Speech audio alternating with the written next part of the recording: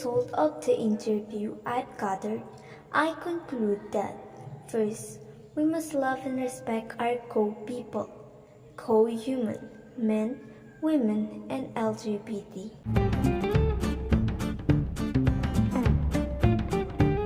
Para sa akin po, dapat pare-parehas pa rin po yung pagturing natin sa kapwa natin, kahit kung ano man ang relihiyon nila, kung anong kulay nila, kung anong kinatutuyuan nila sa buhay. Kasi lahat naman tayo, tanggalin mo yung relihiyon, tanggalin mo lahat yun, lahat tayo, tao rin. It's first acknowledging kung ano ba yung kaya ng tao, ano ba yung hindi niya kaya, saan ba siya mas mag-grow.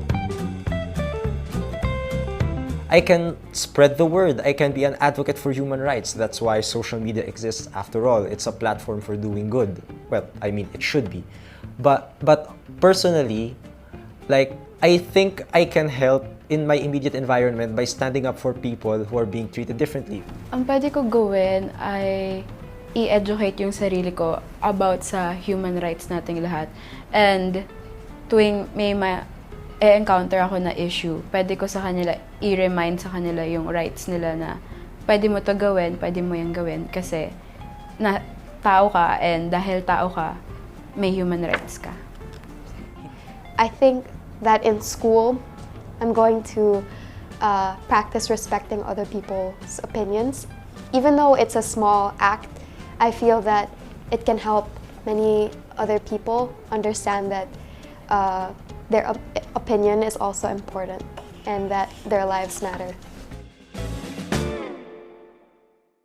Second, private sectors and or government must further improve having programs related to violence against women and children. 1 in 3 women experience violence at the hands of their husband or partner. That's over 800 million women worldwide. These women can feel trapped, afraid. Their lives are often restricted. Those who consider leaving often fear ending up penniless or losing their children.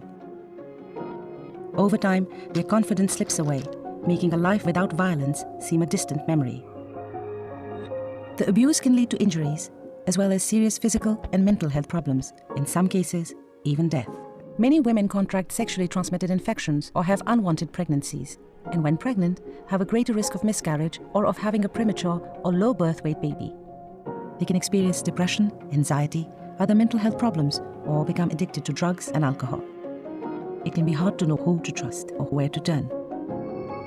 But there is a place they can go. A visit to a local clinic is often one of the few opportunities women have to go out alone. And it's important for doctors and nurses to make sure this isn't a missed opportunity. When doctors, nurses, and midwives listen with compassion, survivors are more likely to share their story. When they ask the right questions, they can uncover what is really happening and challenge cultural attitudes that say it's okay for a husband to hit his wife. They can reassure women that it's not their fault and can work with women to help them stay safe. And where necessary, connect them with other services that could provide, for example, shelter, psychological support, legal services, and financial opportunities. More women can find their way to a life without violence when changes are implemented across healthcare and other systems. Changes such as private rooms for consultations, training that enables doctors and nurses to respond better to women's needs, and raising awareness of the harmful consequences of violence for women and children and how to prevent it.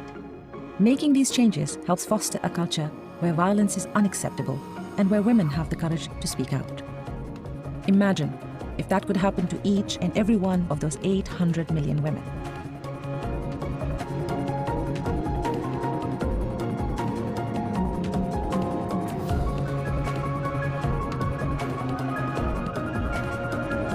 Governments need to ensure that police, health, and social services are part of the essential services for survivors of GBV. Also, shelter services should be expanded.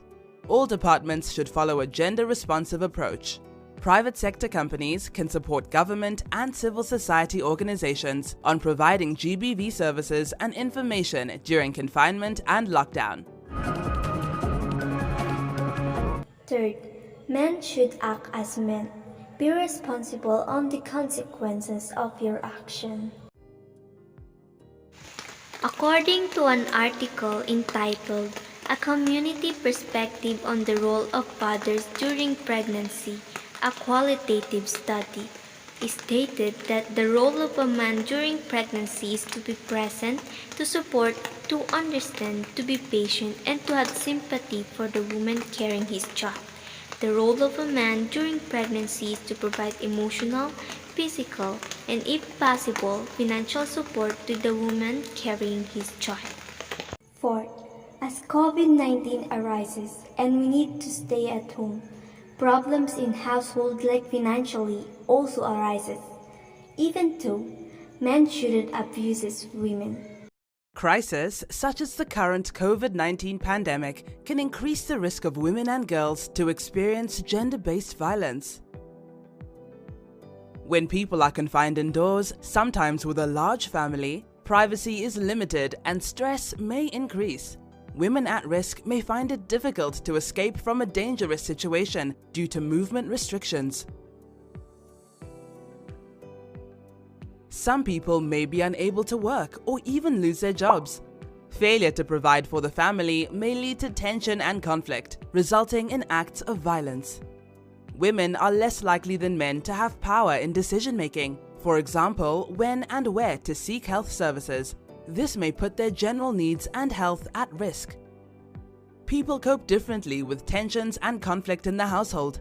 Some may adopt unhealthy behaviors such as alcohol or drug consumption. This may increase acts of violence in the home. Home is not a safe space for everybody. GBV does not only affect individuals and families, but also communities and the society as a whole. Everyone can take action. Civil society organizations should increase awareness on services available and find innovative ways of providing support to survivors of GBV. Media organizations can report on the gendered impacts of COVID-19, emphasizing that the outbreak affects men and women differently. In addition, they can ensure that the voices of women and girls are heard. Development partners can redirect resources to include GBV prevention and response in all programs. Everyone, particularly neighbors, family members, and friends, can do something. Last but not the least, women should showcase their abilities and skills in public service and prove to the public what they can do. Gender equality in politics, what does it mean? Do you know that only 23% of the world's politicians are women? The lack of female political leaders on the world stage is all too visible. You have to look no further than the 2017 family photo from the G20. Of the 36 people in the picture, only 4 were women. According to weforum.org, Rwanda is a surprise leader in female political participation. Its position at the top of the list of countries with the most female parliamentarians, 49 out of 80. The evidence of gender discrimination is rooted in history, tradition and culture. While the female sex constitutes slightly more than 50% of the population, only 14 of the total 200 governments, or 7%, are headed by women. Around the world, women are closing the gender gap in areas such as health and education, but significant gender inequality persists in politics. Democracy is not democratic without equality. While women in politics experience violence and intimidation, UN Women in 2016 identified 4 ways to increase female participation in government. First, setting numerical targets for women in leadership positions. Second, expanding and diversifying the pool of qualified and capable women able to run for election. Third, increasing awareness of the benefits that women in politics bring, and finally, encouraging support for them among governing institutions. And well, with more balanced societies, we are better able to gain peace and prosperity.